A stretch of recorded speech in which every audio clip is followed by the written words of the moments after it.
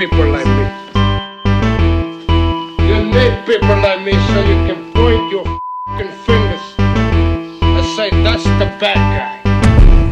That's the bad guy. That's the bad guy. That's the bad guy. That's the bad guy.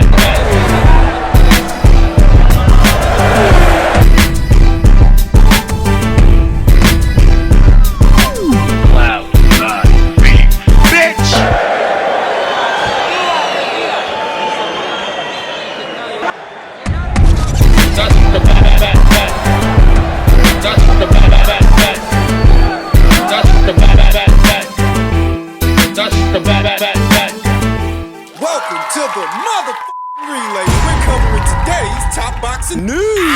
Okay, we'll start with this. Early next month on the 10th, approximately 2 weeks from now, the WBA's super bantamweight champion, Rivas, recent signee to Matchroom, will be making her Matchroom debut on the undercard of Kaiguchi versus Bermudez, taking on a journeywoman-level opponent in Isis Vargas. Isis, she's been around the block, fought some familiar faces, some familiar names. Zulina Munoz, she's coming off a loss to Jamie Mercado in her last fight, unanimous decision loss. This is a keep busy fight if it's anything. I feel like what they're doing here is they're keeping Rivas busy, keeping her busy until such a time as either Scotney or Ramla Ali are ready to challenge her for that WBA Super Bantamweight title. Well, it does look a lot like it's going to be Scotney, it being that Scotney holds a lesser version of Majerling's WBA title. Matchroom's got 3 prize stallions in today's Super Bantamweight division. One of them was in action not that long ago against former IBF Bantamweight champion Maria Roman. Scotney bossed it. She was a lot more dominant in that fight than I expected her to be. I expected her to win,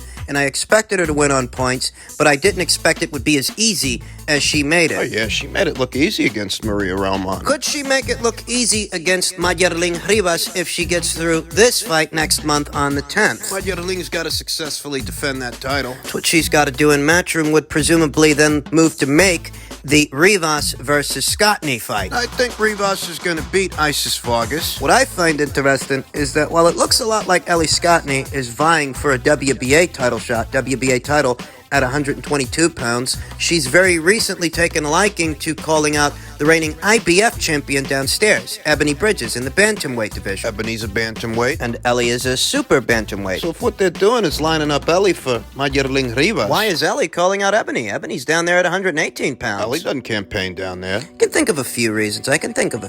You know, Ebony Bridges, in spite of not being as experienced as Majerling Rivas, being a newly crowned champion as opposed to Majerling, who's been a champion a while longer, Ebony's more notoriable, recognizable. She's a bigger name at or around these weights than Majerling, even if she's not a more accomplished fighter than Majerling. Name value, marquee value. In becoming the most recognizable face, the most recognizable fighter anywhere at or around these weights, Ebony has effectively painted several targets on her back. She is, in fact, the centerpiece for several possible matchups, possible rivalries. Think about it. Bridges versus Courtney 2, Bridges versus O'Connell, her countrywoman. Shotgun Shannon O'Connell, she's due for a title shot. And really just any of the other titleists, the other champions at 118 pounds, as well as Scotney, who's up there at 122 pounds. She's gunning for Ebony as well. In truth, I don't anticipate a fight between Ellie and Ebony takes place. I don't anticipate that happens because I don't anticipate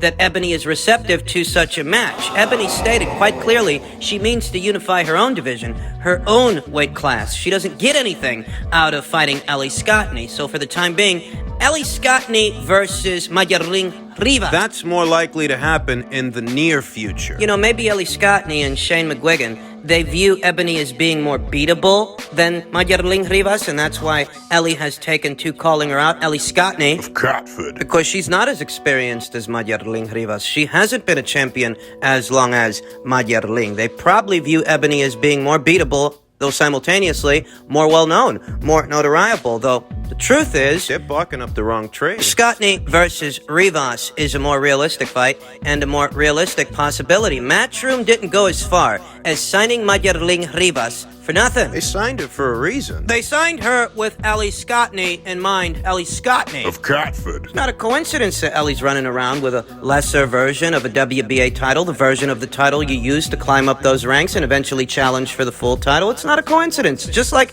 it's not a coincidence that they've gotten Mayerling a keep busy fight. They're keeping her busy until such a time as they make Scotney versus Rivas. It's obvious, really. And I like that fight. If I'm being honest, I like Scotney versus Bridges as well. I just don't expect to see it happen. That's the gist of it.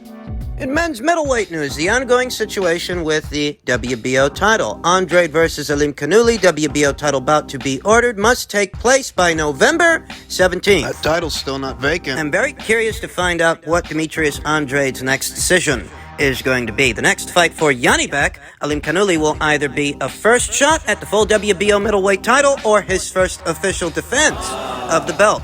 A destructive second-round knockout of England's Danny Dignam saw Kazakhstan's Alim Kanuli emerge as the interim WBO middleweight titleist this past Saturday at Resorts World in Las Vegas. Days before the fight, both fighters were notified by the WBO to confirm that the winner would be next in line for full WBO titleist Demetrius Andrade, who previously sought an interim super middleweight title, but is now on the hook for a mandatory defense, which must take place no later than November 17th, or 180 days from last Saturday. Alim Kanuli versus Dignam The clash. WBO middleweight champion has up to 180 days after Janibek versus Dignam bout to be medically and physically ready, willing, and able to fight the winner of Janibek versus Dignam. Luis Batista Salas, chairman of the WBO Championships Committee, noted in an official letter to Top Rank, Matchroom Boxing, and the management teams for Andrade, Alim Kanuli, and Dignam, a copy of which was obtained by Boxing Scene. They're really dragging this out. Demetrius hasn't formally vacated the WBO title. That much is obvious. What's not so obvious is what's going on in his mind.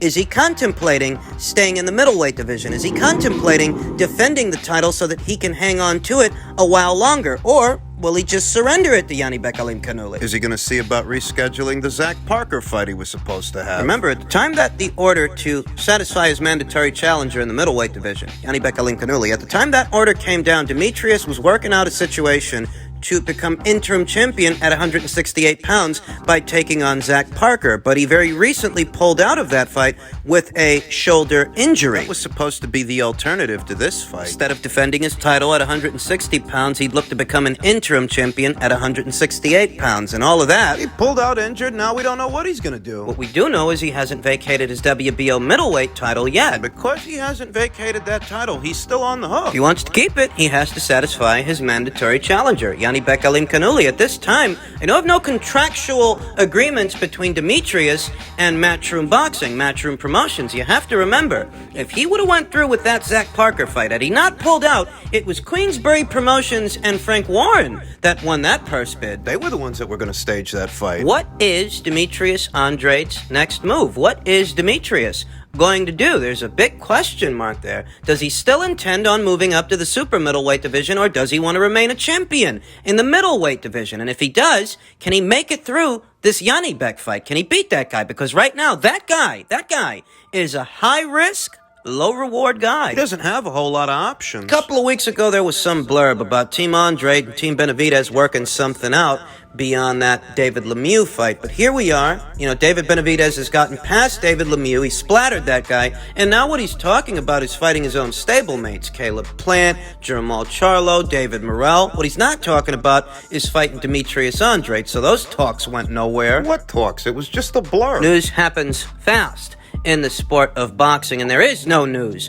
of an Andrade versus Benavidez fight. In truth, Janibek Alim Kanuli is really the only guy beating down Demetrius's door for a fight, because Janibek needs a name like the name of Demetrius Andrade, that while it's not a household name, it is still one of the more recognizable names in today's middleweight division. He wants that fight, and he's wanted that fight for some time. He's finally in line to get it. Andrade versus Alim Kanuli is a fascinating fight. A battle of the unbeatens and a battle of the southpaws, though not all southpaws are created equal. Demetrius Andrade is more akin to your stick and move outside jabber, your pure boxer, whereas Janibek Alimkhanuly has more of a mean streak. He's more of an aggressive puncher. He wants to lay into his opponent, not keep him off. Or keep him out. It would have to be Demetrius Andrade attempting to keep Janibek Alimkhanuly out. As in that fight, I have no doubts Janibek Alimkhanuly would be the aggressor and Demetrius would be the defender. Demetrius, two-division champion. He's a two-division champion, and he's more experienced as a professional than Janibek is. But there really is a sense of impending doom, a sense of danger in association with that fight for Demetrius Andrade, because Janibek is one of these guys to where right now he's a high-risk, low-reward guy. He's not well known amongst the casuals. Only really hardcore boxing fans know about this guy. And you get a look at this guy and you see He's got it factor. and a mean streak, along with a strong corner in Buddy McGurk. The meat and potatoes aren't there on Janibek's resume yet. They're not. Most solid guy he's fought so far really is Rob Brandt. Currently, he's coming off that knockout win over unbeaten Danny Dignam, then unbeaten Danny Dignam, who also happens to be a southpaw the same way that Janibek and Demetrius are southpaws. Make this clear. Danny Dignam ain't no Demetrius Andrade. I mean, Demetrius is better than a Danny Dignam and certainly more experienced than a Janibek Alimkhanuly, though I question what's going to happen next. Is Demetrius going to decide to defend that WBO title, or come November, will he vacate it? Like I said, I don't know. It's not like he has a lot of options. He doesn't. He's not getting any younger. If the plan was to move up to the super middleweight division, take on Zach Parker in order to become the WBO's interim champion, to then either get a Canelo Alvarez fight, Or pick up one of his titles after he vacates it. shoulder injury that caused him to pull out hampers those plans. What should he do now? Where should he go? To my knowledge, he's not with Matchroom anymore. Should he go to the PBC, stay the course, and move up to super middleweight? They have a number of super middleweights that he can have fights with, provided they bring him into the Or fray. should he skip going up to 168 and stay at 160? Stay a champion. Run the gauntlet and defend his title against this guy. Defend it while this guy's still green and less experienced than he is, so he can stay a middleweight champion and see where that takes him. I really don't know, and I have no idea what it is Demetrius Andrade's going to do. Most people feel that when the time comes, he's going to forfeit that title. He's going to vacate, but even if he does that, where does he go? What does he do after that? Without American heavyweight boxing, boxing really ain't exciting. You know what I mean? American heavyweight bring that excitement to the division, then all the money flow. One thing about boxing, man, and I proved to that boxing thrive off excitement, but excitement of an American champion. You feel me? And once that dies, so does boxing. The excitement, all that. And I know this is live. What's up, baby? My man. So, you know, it was living proof, because I might well say, like, I should come back on popular demand, because that's all I've been hearing from high and low, from homeless people all the way up to billionaires. You feel me? Right. And it's just been an amazing feeling. You know what I mean? So many people reaching out, telling me the importance, because without American heavyweight boxing really ain't exciting. You know what I mean? American heavyweight bring that excitement to the division, then all the money flow, because the excitement of people, everybody come and go. Trust me on that.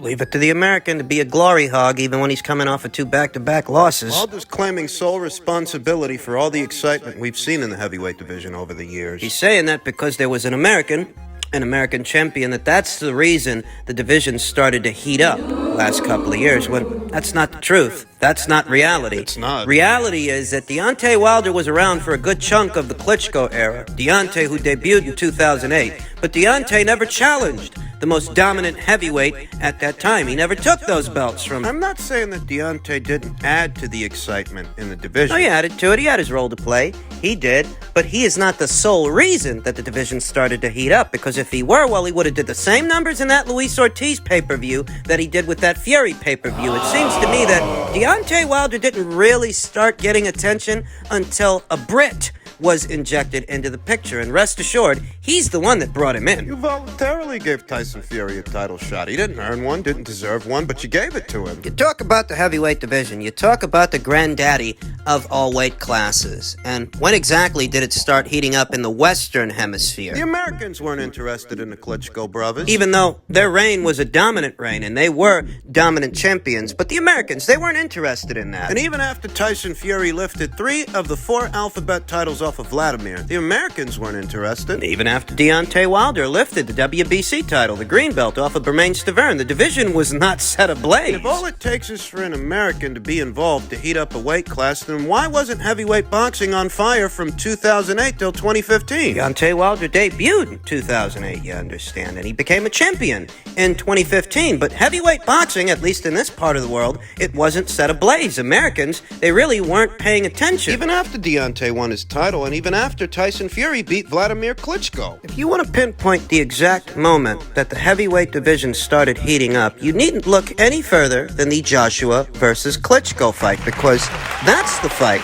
the world stopped to watch, the whole world, including the Americans. Look at the numbers it brought in on Showtime. Look at the numbers it brought in on HBO. You had two premium cable networks. You had close to 1 million viewers on HBO. Approximately 890,000 on HBO, 659,000 on Showtime. And this fight didn't take place during primetime hours for a boxing match in the United States. That viewership, there are fights they're staging here today that don't bring in that kind of viewership. Last week's fight with David Benavidez and David Lemieux, that didn't bring in that kind of viewership. Deontay Wilder thinks that the presence of an American heavyweight is what caused the division to heat up, but he's been there the whole time while the division stagnated for the Americans from 2008 to approximately 2015, circa 2016. He was there. It wasn't until that kid from the UK named Anthony Joshua rolled around that things started heating up. I reiterate, it's not that Deontay didn't have his role to play. He had his role to play.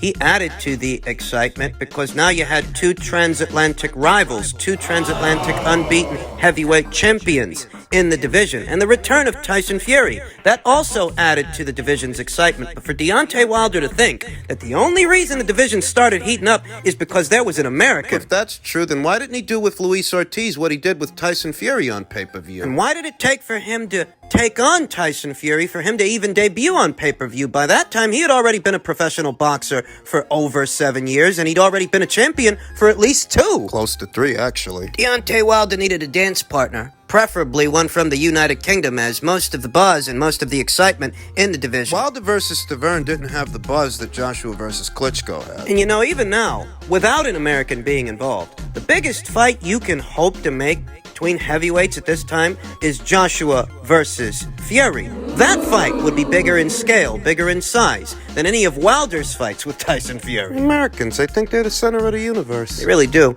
If by some chance Anthony Joshua would have beat Usyk in their rematch and he goes straight into a fight with Tyson Fury, that's going to make any one of those Wilder fights that Fury had look like small potatoes. I'm not telling you that Deontay didn't contribute to the excitement. And even here today, upon his return, I'm not telling you that he can't create excitement here and now. He certainly can, but what he can't do is claim responsibility. Whatever buzz you created, you didn't create it by yourself. You needed a British dance partner. You needed a guy from the United Kingdom to make your American pay-per-view debut. So where do you get that because you're an American heavyweight, that's what created all the buzz, and that's what created all the excitement? You've been around for years. I'm telling you, leave it to an American to be a glory hog. Wilder's not the reason the heavyweight division started to heat up the last couple of years. He just isn't. He is one of several fighters that contributed to the division's buzz. He's overstating his own importance, as Americans often do. Typical.